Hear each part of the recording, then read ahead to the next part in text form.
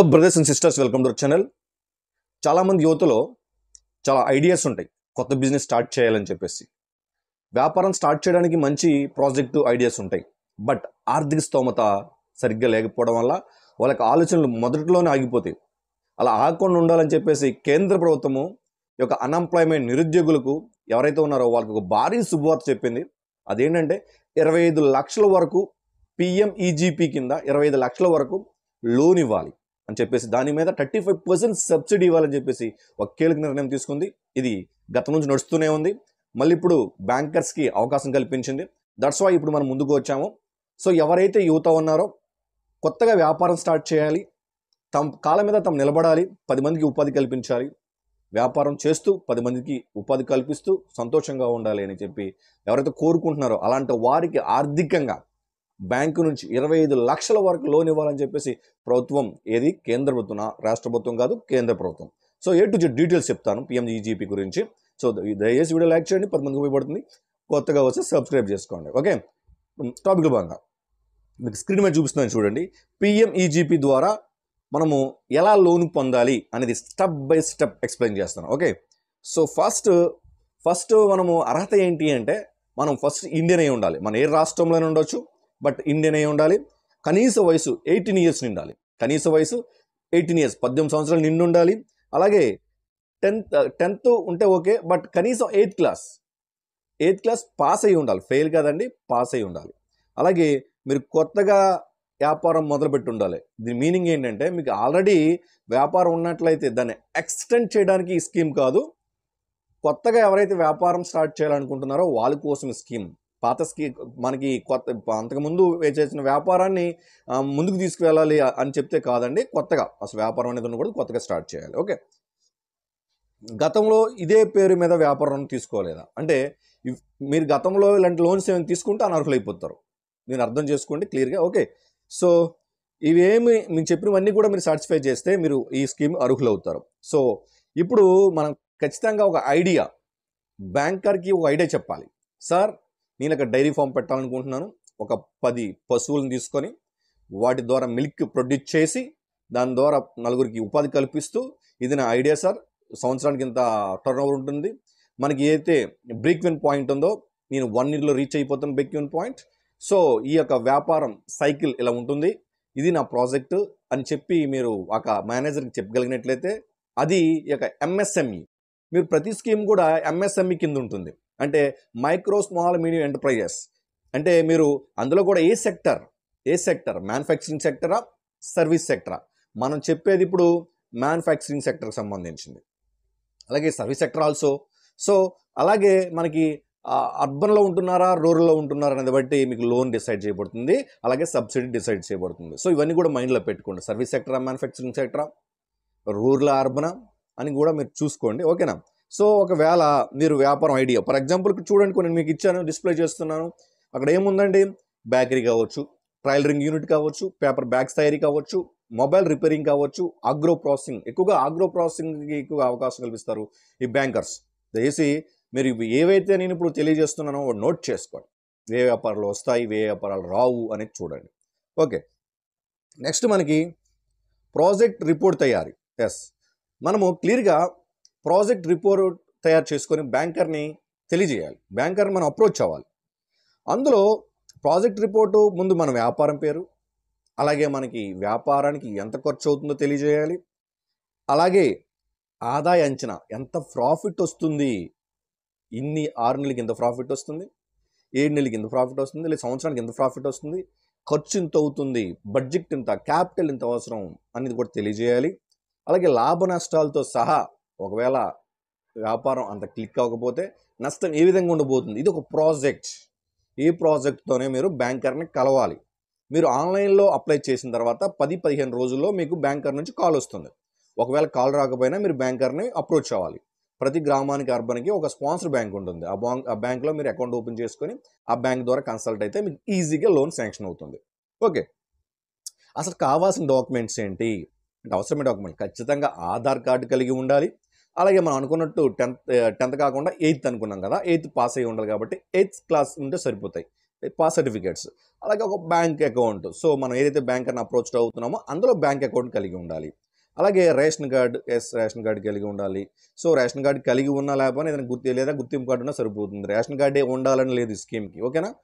Business project report, మనం చెప్పుకున్నట్టు వ్యాపారం పేరు, వ్యయము, ఆదాయము, లాభ నష్టాలు ఏంటనేది క్లియర్ రిపోర్ట్ మనం సబ్మిట్ చేయాల్సి ఉంటుంది. అలాగే మనం కొటేషన్ ఇవ్వాలి, అంటే మనం ప్రాజెక్ట్తో పాటు కొటేషన్, ఓకేనా. అలాగే ఫోటోలు, మన వ్యాపారానికి సంబంధించి స్టార్ట్ చేసేటప్పుడు కొన్ని ఫొటోస్ ఉంటాయి, ఫొటోస్ అంటే మన పాస్పోర్ట్ సైజ్ కూడా ఇవ్వాలి. అలాగే ఇక్కడ ఇందులో వెబ్సైట్స్ ఇచ్చాను చూడండి. ఇక్కడ స్టెప్ 5లో ఆన్లైన్ అప్లికేషన్ ఎక్కడ అప్లై చేసుకోవాలి అక్కడ చెప్పాను, https://kviconline.gov.in PMEGP. ఇది ఒక వెబ్సైట్లో మీరు ఆన్లైన్లో ముందుగా అప్లై చేసి 10-15 రోజుల్లో మీకు బ్యాంకర్ నుంచి కాల్ వస్తుంది, లేకపోతే మీరే బ్యాంకర్ని అప్రోచ్ అవ్వాలి, ఓకేనా. తర్వాత ఫామ్ అప్లికేషన్ నింపిన తర్వాత డిస్ట్రిక్ట్ ఇండస్ట్రీస్ సెంటర్, అంటే ఇక్కడ మీరు అర్థం చేసుకోవాలి, ఇక్కడ 3 ఏజెన్సీ ఉంటాయి. ఒకటి khadi commission, khadi board, DIC district industrial మనకి సెంటర్ ఆర్ కార్పొరేషన్. సో ఈ 3 కింద ఏదో ఒక ఏజెన్సీ కింద మీరు లోన్ అప్లై చేయాల్సి ఉంటుంది. ఈ ఆప్షన్స్ కనిపిస్తాయి మీకు అప్లికేషన్ అప్లై చేసినప్పుడు, ఓకే. ఇక్కడ అందుకేనుంది డిఐసి లేదా కేవిఐ అంటే ఖాదీ కమిషన్, తర్వాత ఖాదీ బోర్డు. కేవిఐ అంటే బి అంటే అక్కడ బోర్డు, కేవిఐ కింద సి అంటే కమిషన్, అంటే 3 ఏజెన్సీస్ క్లియర్గా, ఓకేనా. డాక్యుమెంట్స్ అప్లోడ్ చేస్తారు సెంటర్ ఎంచుకున్న తర్వాత. డాక్యుమెంట్స్ అప్లోడ్ చేసిన తర్వాత మీరు ఏం చేస్తారు, సబ్మిట్ చేసి అప్లికేషన్ నెంబర్ నోట్ చేసుకుంటారు, దానికి ఒక కాపీ జిరాక్స్ తీసుకుంటారు, ఓకే. ఆ తర్వాత ఏం చేయాలి, సో మీరు అప్లై చేసిన తర్వాత అది బ్యాంక్కి ఫార్వర్డ్ అవుతుంది, మనం ముందుగానే చెప్పుకున్నాం. బ్యాంక్కి ఫార్వర్డ్ అవుతుంది, మీ అప్లికేషన్ డిఐసి ఆర్ కేవిఐసి పరిశీలిస్తుంది, అంటే district industrial centre or Khadi commission, Khadi board. ఇవి ఆ ఏజెన్సీస్ మీ యొక్క అప్లికేషన్స్ స్క్రూటినీ చేస్తాయి, పరిశీలిస్తాయి. పరిశీలి చేసిన తర్వాత ప్రాజెక్ట్ ఫీజిబిలిటీ రిపోర్ట్ తీసుకుంటారు. అక్కడ ఆల్రెడీ మీరు రిపోర్ట్ కూడా సబ్మిట్ చేస్తారు కదా, ప్రాజెక్ట్ రిపోర్ట్, అది కూడా చూస్తారు. అంగీకారం వచ్చిన తర్వాత మీరు ఈడిపి ట్రైనింగ్ వెళ్ళాలి. ఈడిపి ఖచ్చితంగా ఈడిపి ట్రైనింగ్ చేయాలి. అదంతా స్టెప్ బై స్టెప్ అండి. నాకు తెలిసింది అలా ఎవరు చెప్పరు, ఏదో అప్లికేషన్ ఎలా పూర్తి చేయాలని చెప్తారు, లేకపోతే అర్హతలు చెప్తారు తప్ప, నేను స్టెప్ బై స్టెప్ మీకు చెప్తున్నాను, జాగ్రత్తగా వినండి. నెక్స్ట్ స్టెప్ ఏంటి, ఈ స్క్రూటినీ అయిపోయింది.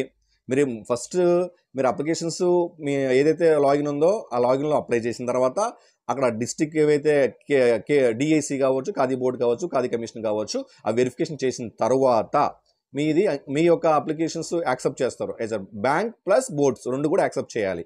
సో యాక్సెప్ట్ చేసిన తర్వాత మీరు యాక్సెప్ట్ చేశారో తెలియదంటే మీకు ఆల్రెడీ కాల్ వస్తుంది బ్యాంక్ నుంచి, కాల్ రాకపోతే బ్యాంకర్ని కలవండి, ఓకే. ఆఫ్టర్ యాక్సెప్టింగ్, అంగీకరించిన తర్వాత మీ అప్లికేషన్ని, మీ ప్రాజెక్ట్ని, మీ ఐడియా నచ్చి, మీ బిజినెస్ నచ్చి, దీనికి ఒక ఫ్యూచర్ ఉంది అని బ్యాంకరు అండ్ బోర్డు నమ్మిన తర్వాత మీకు కాల్ తర్వాత మీకు లెటర్ వస్తుంది. అప్పుడు ఈడిపి ట్రైనింగ్ ఉంటుంది. ఈడిపి అంటే ఎంటర్‌ప్రెన్యూర్‌షిప్ డెవలప్మెంట్ ప్రోగ్రామ్ ఒక ట్రైనింగ్ ఉంటుంది ఖచ్చితంగా. సో మీ దగ్గరలో డిఐసి లేదా సంబంధిత సంస్థ ద్వారా నిర్వహిస్తారు, ఓకే. ఇది సాధారణంగా 5 నుంచి 10 రోజులు, ఒక వారం 2 వారాలకు మించి ఉండదు. ఆల్రెడీ మీకు ఎక్స్పీరియన్స్ ఉంటే అసలు ట్రైనింగ్ అవసరం లేదు. సో ఖచ్చితంగా సర్టిఫికేట్ వస్తుంది. సో అసలు మీకు దాని మీద వ్యాపారం మీద ఎక్స్పీరియన్స్ లేకపోతే ఖచ్చితంగా మీకు అంటే ఏంటి అసలు ఆ ట్రైనింగ్లో ఏం చెప్తారండి అంటే మేనేజ్మెంట్ అండి. వ్యాపారాన్ని మేనేజ్మెంట్ అంటే ఒక మేనేజ్మెంట్ స్కిల్ ఉండాలి ఒక ఎంటర్‌ప్రెన్యూర్‌షిప్‌కి. అంటే ఎవరైతే వ్యాపారం చేస్తున్నారో వాళ్ళకి మేనేజ్మెంట్ స్కిల్ ఉండాలి. అంటే మన కింద స్టాఫ్ని ఎలా కంట్రోల్ చేయాలి, నష్టాలు వచ్చినప్పుడు ఎలా కంట్రోల్ చేసుకోవాలి, వ్యాపారంలో లో కాస్ట్లో ఒక వస్తువుని కొని దానికి కొంత మ్యానుఫ్యాక్చరింగ్ చేసి డిఫెక్ట్ని తొలగించి ప్రాఫిట్కి ఎలా అమ్మాలి, సో ఎక్కడ తక్కువకి మనకి వస్తుంది అంటే కంట్రోలింగ్ మేనేజింగ్ అన్నీ ఉంటాయి. సో ఇవన్నీ కూడా మీరు అబ్జర్వ్ చేయాలి, అక్కడ చెప్తారు.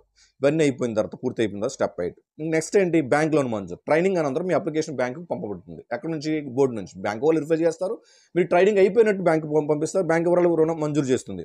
సో ప్రాజెక్ట్లో మీ వాటా 5%, 10% బ్యాంకులో డిపాజిట్ చేయాలి. అంటే ఇక్కడ ఏంటంటే ఎస్సీ ఎస్టీ బీసీ 5% వాటా, అంటే ఫర్ ఎగ్జాంపుల్ మీకు 25 లక్షలు అంటే లోన్ శాంక్షన్ అయితే 10% మీ దగ్గర క్యాష్ ఉండాలి, డిపాజిట్ చేయాలి. 10% మీన్స్ 25 లక్షల్లో 2,50,000 రూపాయలు, అది 5% 1,25,000.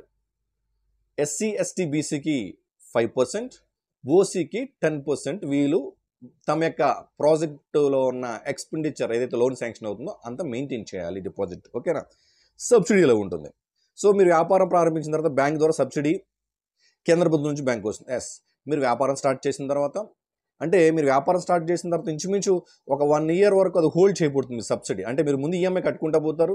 కట్టుకుంటూ పోయిన తర్వాత మీకు శాంక్షన్ అయిన తర్వాత అది అడ్జస్ట్ చేయబడుతుంది మీ సబ్సిడీలో, మీకు వచ్చిన లోన్లో. ఓకేనా, మీరు కట్టేసింది. ఓకే, సో మీ పూర్తి రుణాన్ని 3 to 7 అంటే 3 సంవత్సరాల నుంచి 7 సంవత్సరాల వరకు తిరిగి చెల్లించాలి. అది మీకు మేము పెట్టుకున్న ఈఎంఐ బట్టి ఉంటుంది.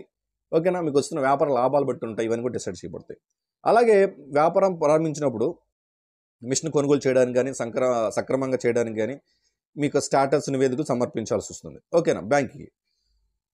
తర్వాత చెప్పినట్టు చూడండి, ఇక్కడ సాధారణ వర్గం అయితే 10%, ఎస్ఎస్ నేను చెప్పినట్టు ఇక్కడ సబ్సిడీ తిరిగి చెల్లించాల్సిన అవసరం లేదు. మళ్ళీ చెప్తున్నాను నేను, గ్రామాల్లో అయితే మ్యాక్సిమము 35% సబ్సిడీ ఇస్తారు. 35%. అదే పట్టణాల్లో అయితే మ్యాక్సిమం 25% ఇస్తారు. దీన్ని అర్థం చేసుకొని లోన్స్ని బ్యాంకర్స్ని అప్రోచ్ చేయనట్లయితే, ఇంకా డౌట్స్ ఉంటే కామెంట్స్ ఆన్సర్ చేస్తాను. బ్యాంకుని అప్రోచ్ అవ్వండి. మీ అందరికీ లోన్ శాంక్షన్ అవ్వాలని కోరుకుంటూ అందరూ బాగుండాలి, అందరికీ మంచి జరగాలి. జై హింద్.